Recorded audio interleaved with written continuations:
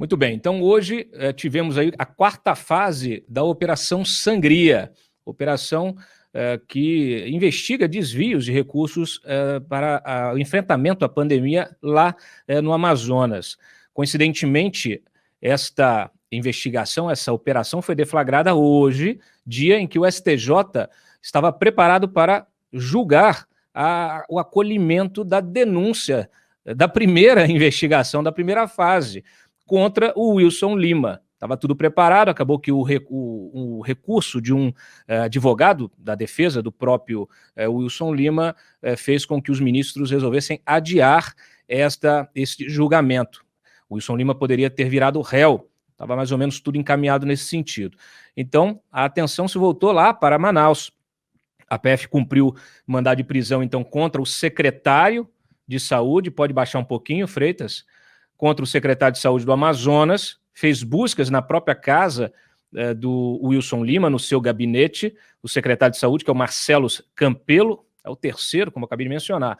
Cumpriu ao todo 25 mandados, sendo 19 de busca e 6 de prisão temporária, lá em Manaus e também em Porto Alegre. Tá? A PF ela também prendeu o empresário, baixa um pouquinho para a gente botar, o empresário dono do hospital, Newton Lins, que leva o mesmo nome dele, o empresário Newton Lins, que, segundo os investigadores, ele teria participado desse esquema.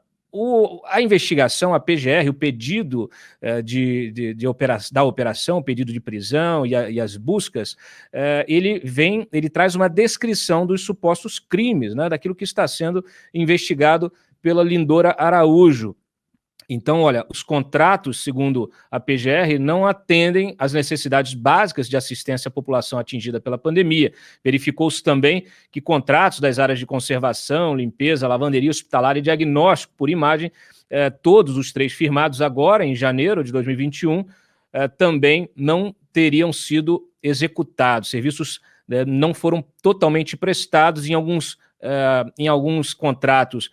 Há indícios de montagem e direcionamento do procedimento licitatório, prática de sobrepreço e também aí muitas empresas não prestando serviço, como eu acabei de mencionar.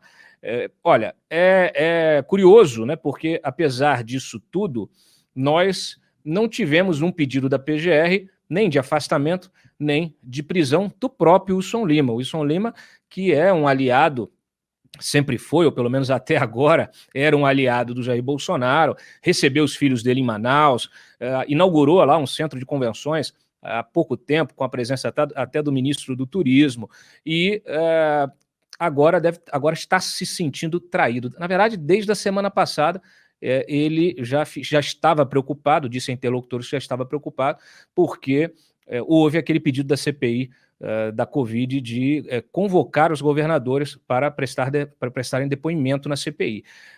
E então, obviamente, essa é uma investigação que estava presente, ela é fruto também de uma CPI lá da Assembleia Legislativa do Amazonas e parece que foi usada, fica a impressão de que ela foi usada neste momento com o objetivo de corroborar ou fortalecer esta narrativa do Palácio do Planalto de investigar governadores, de usar a CPI para investigar governadores e prefeitos, né, porque ela realmente vem num momento em que é justamente essa a pauta. Não que o Wilson Lima não mereça, não deva ser investigado, deve sim, mas acontece que ele já foi chamado pela PGR de chefe desses esquemas lá, coordenador desses esquemas lá no Amazonas, e nunca aconteceu nenhum pedido de prisão nem de afastamento, como houve no caso do Wilson Witzel, que era um inimigo declarado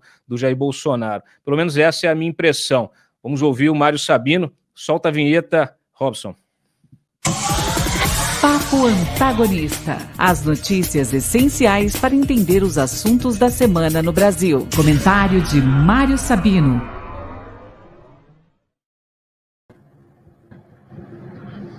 Oi, Mário. Oi. essa notícia desse Covidão lá no Amazonas neste momento. Você que acompanhou o noticiário, a gente inclusive trouxe em primeira mão toda a operação, os detalhes dessa investigação, publicados mais cedo no site. Qual é a sua avaliação disso, considerando esse momento político da própria CPI da Covid? Bom, o mal de você dizer que vai controlar a PF politicamente e tudo mais, é que quando tem uma operação dessas, né, fica a impressão de que, para além dos crimes propriamente ditos, né, que foram os supostos crimes, tem ali um interesse político, como você falou, em fazer com que essa operação fosse detonada e da maneira que foi justamente hoje. O cara o Wilson Lima é um aliado do Bolsonaro, como você mesmo falou, e, obviamente, serve ao Bolsonaro nesse momento, toda essa confusão lá, para que reforce justamente isso que ele vem falando, que hoje se diz narrativa, né, de que, na verdade, a CPI da Covid deveria estar investigando o que ocorreu nos estados com o dinheiro destinado ao combate à pandemia. Eu já disse aqui e repito que são coisas completamente diferentes, né? O que a CPI da Covid investiga é a desídia, é a absoluta falta de responsabilidade do governo federal no trato dessa disseminação absurda que nós estamos experimentando do vírus da Covid. Não é para apurar ladroagem, né? Embora a CPI, se encontrar ladroagem no caso específico do governo federal, ela possa investigar isso. O fato é determinado. Agora, vamos lá, independentemente da moldura política da história, ladrão é ladrão, né? Quer dizer, suspeito é suspeito. Se acham ali que há fortes indícios, né, de superfaturamento e fraudes, né, relativas à montagem de hospital de campanha, na aquisição de equipamentos, como respiradores e tudo mais, isso obviamente tem que ser investigado. Agora, foi conveniente, né, Cláudio? Foi conveniente, embora eu não ache que a CPI da Covid vá desviar o foco, justamente porque hoje também houve esse depoimento, que é um depoimento bastante forte, bastante sólido, né, da doutora Luana Araújo, na CPI da Covid, enfim, que ficou 10 dias no Ministério de Saúde do Queiroga, e caiu fora rapidinho, porque percebeu que aquilo ali era uma nau dos insensatos, né? Muito bem. A gente vai falar dela daqui a pouquinho, só acrescentando que a PGR pediu a quebra de sigilos bancário, fiscal, telefônico e telemático de todos os investigados, tá? Dos empresários, do próprio governador e também das pessoas jurídicas, que são as empresas envolvidas neste contrato com o Hospital Newton Lins. O Newton Lins é um grande empresário do Amazonas, ele é dono de uma rede educacional, que contém inclusive universidades, tem uma fundação, e durante a pandemia ele dispôs essa estrutura para o atendimento à Covid, né? A PGR diz que a contratação foi planejada e acertada anteriormente com o próprio governador Wilson Lima, o que, obviamente, então nos deixa o questionamento. Mantendo, a PGR vai manter o governador no cargo, né? Não deveria afastá-lo, como fez com outros, justamente porque já chamou ele de chefe do esquema, de comandante de todo esse esquema. Nós temos já 4 fases dessas investigações, né? Começou com aquela história dos respiradores que foram comprados numa loja de vinhos, e agora essa envolvendo aí esse contrato com o Hospital Newton Lins, que, segundo a própria PGR, apresentou condições bastante precárias de atendimento à população, até de higiene, né? tanto na questão de fornecimento de oxigênio, instalações, falta de recursos humanos, você não ter ali um chefe clínico, né, um coordenador clínico, pessoas capacitadas para operar as UTIs que não estavam disponíveis ao atendimento da população, e até questões de higiene, de falta de higiene no hospital. É óbvio, isso demonstra de forma clara que a corrupção, tudo envolve, ela tem um impacto também no atendimento da população e provoca mortes também, como disse mais cedo a Luana Araújo. A gente vai relembrar aqui os principais trechos desse depoimento na CPI. Tem um aspecto curioso desta operação de hoje, Mário, que o Newton Lins, o dono do hospital, esse empresário, recebeu a PF a tiros. A Lindora Araújo até comentou isso durante a abertura do julgamento, que deveria analisar ali a denúncia relativa à primeira investigação contra o Wilson Lima. Solta o VT, Freitas.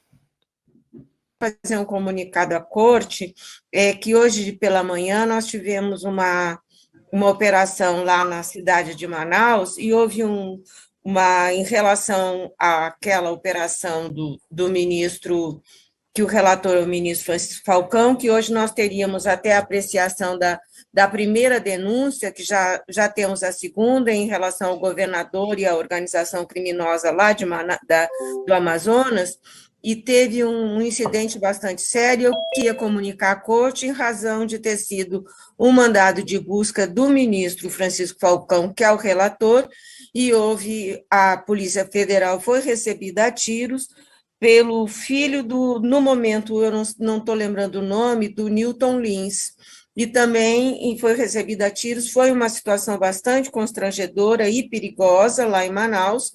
E também temos um foragido, que é o secretário da Casa Civil, o Marcelo Campelo. Então, eu queria comunicar isso à corte, em razão que a terceira fase, nós já temos 2 denúncias lá do governador de Manaus e toda os outros correios. Então, só queria deixar isso comunicado, tendo em vista que foi uma operação de busca e apreensão e também prisões, porque como ocorreu pela manhã e houve um tiroteio, foi a primeira vez que eu, em 30 anos, vi ocorrer alguém recebendo uma busca e apreensão, independente de qualquer outra situação, mas de um ministro. Então, eu achei que deveria comunicar à corte antes de começar a sessão. Bom, como noticiamos também, depois o advogado nos disse que ele deu tiros de advertência. Mário, você escreveu um artigo sobre isso mais cedo. Mas espera aí, eu não estou entendendo. O Marcelo Campelo, ele é secretário da Casa Civil ou secretário da Saúde? Secretário de Saúde. Porque ela falou Casa Civil, né? Ela se equivocou. Eu espero que ela não tenha aprendido a pessoa errada, né? A outra coisa é, quem deu os tiros foi o filho dele? Ou foi ele? Que ela falou que foi o filho, né? Foi o filho? Foi o empresário. Ela também errou quem disparou o tiro, é isso? Segundo a informação da Polícia Federal, quem disparou foi o empresário, o próprio advogado que deu essa informação. Eu gostei da precisão da informação da subprocuradora, então, né? Se não é secretário de saúde e não foi o filho que disparou. Bom, enfim, de qualquer maneira, só para voltar aqui no meu primeiro comentário, quando eu falei que justamente quando ocorre uma operação dessa, o problema é justamente quando tem um presidente da República que diz que vai controlar a Polícia Federal. O fato é também que há, né, assim, na PGR hoje, né, parece que os pendores políticos também jogam a favor do presidente. Como você mesmo falou, talvez fosse o caso, né? Tudo pelo menos indica que talvez já era o caso, né, de prender o governador, assim como o Wilson Lima, assim como fizeram com o Wilson Witzel. Aliás, eu acho que a gente não devia mais eleger governador cujo nome começa com W, né, Robson? Eu acho que é um problema, né? Você viu? Começa com W da Galho. Não, o que eu escrevi hoje é simples. Quando eu soube da história dos tiros, Cláudio, me veio assim um lampejo de esperança de que finalmente as coisas estavam, independentemente de toda essa, volto a dizer, essa moldura, que as coisas estavam outra vez, ou pelo menos pela primeira vez, nos seus devidos lugares, ou seja, bandido recebendo polícia a tiro, né? Polícia é polícia, bandido é bandido, e político é político. Eu pensei que, né? Sabe quando passa pela sua cabeça? Exato, passa pela sua cabeça que estava todo mundo ocupando o seu devido lugar. Não que eu ache, como eu disse, que polícia deva ser recebida a tiro. Mas, né, em vez de invocar o Estado de Direito, a arbitrariedade da prisão temporária, né, não sei o que, o cara respondeu com tiro. É o que se espera de suspeitos. É que eu não estou dizendo que ele é o culpado, mas é o que se espera de suspeitos. Então eu fiz aí uma pequena ironia no antagonista, evocando justamente a frase de um bandidaço, né, que é o nosso amigo aí, o Lúcio Flávio, né, que foi um bandido muito inteligente da década de 70, tinha o QI acima da média, e que quando foi preso criticou, né, assim, a polícia então corrupta, né, com a qual ele trabalhava, né? Olha, bandido é bandido, polícia é polícia. Não vem dizer que esses caras são policiais, porque esses caras não são policiais, eles são bandidos, né? Pode se transferir também esse raciocínio para políticos, né? Político é político, bandido é bandido, né? São coisas absolutamente diferentes. Não se trata de criminalizar a política, né? Mas criminalizar o crime, como eu sempre digo. É isso aí. É justo que o bandido queira ser preso por um policial de verdade, né? Por um policial de verdade, né? Aí bandido responde com tiro, né? Assim, isso é o mundo como deveria ser, né? Digamos assim, né? Volto a dizer, não estou defendendo que bandido mate policial, mas se espera de bandido que atire e não use, e não atire a Constituição, né? No vaso sanitário, né? Como andam fazendo ultimamente.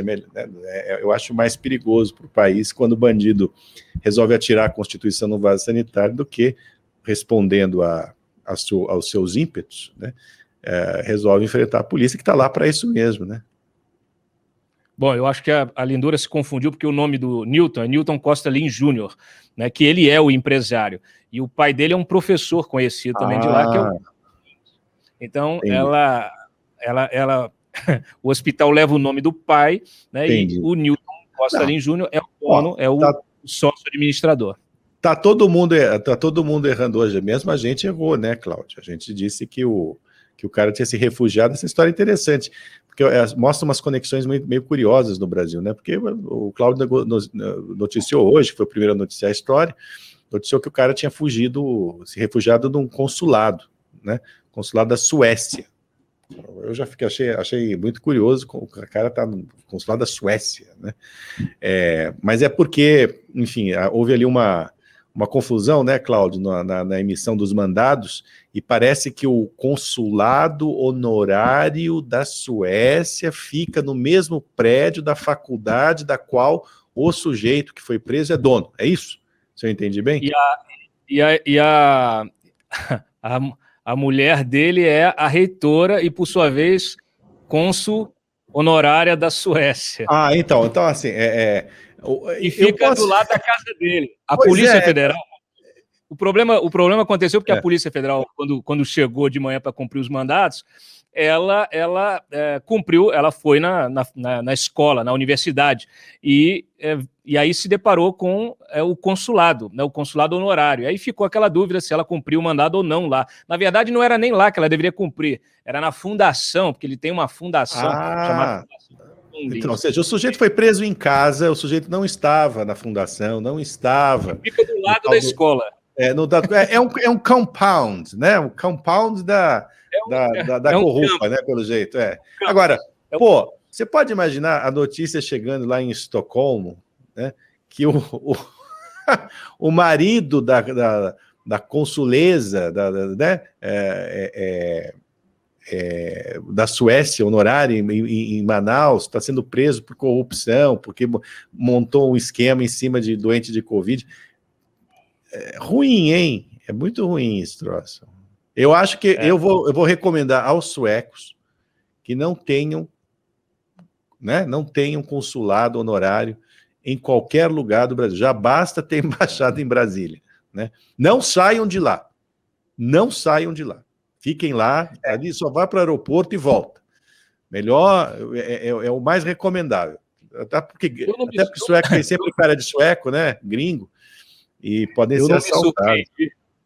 Eu não me surpreendi com a notícia, porque nós já temos investigação sobre venda de caças suecos. Olha, eu vou contar essa história aqui rapidinho, porque é o seguinte: quando eu era.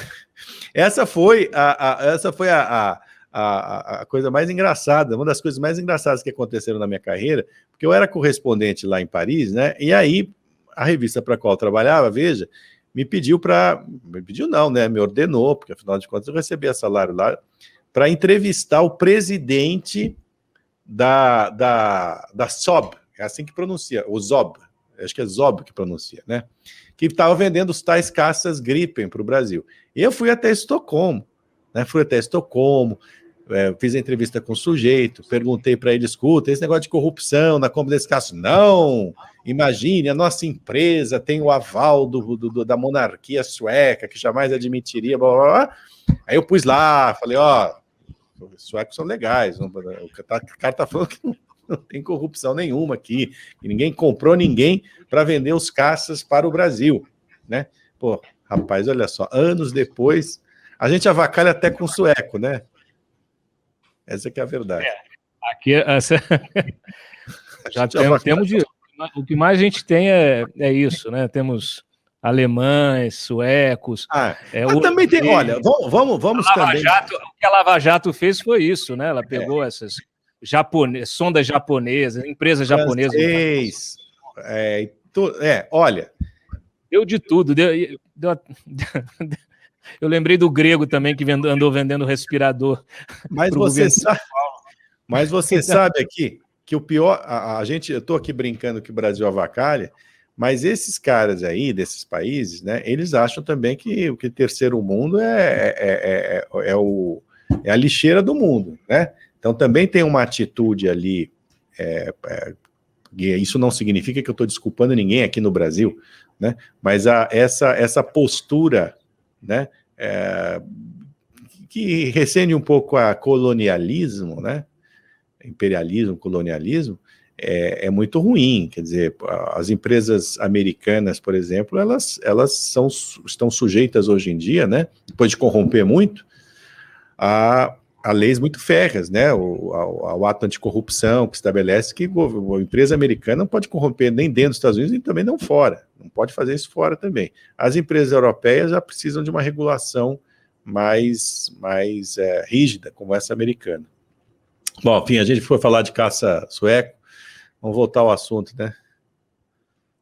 Essa é uma investigação, inclusive, que está se arrastando aqui em Brasília de forma constrangedora, como diria Lindor Araújo.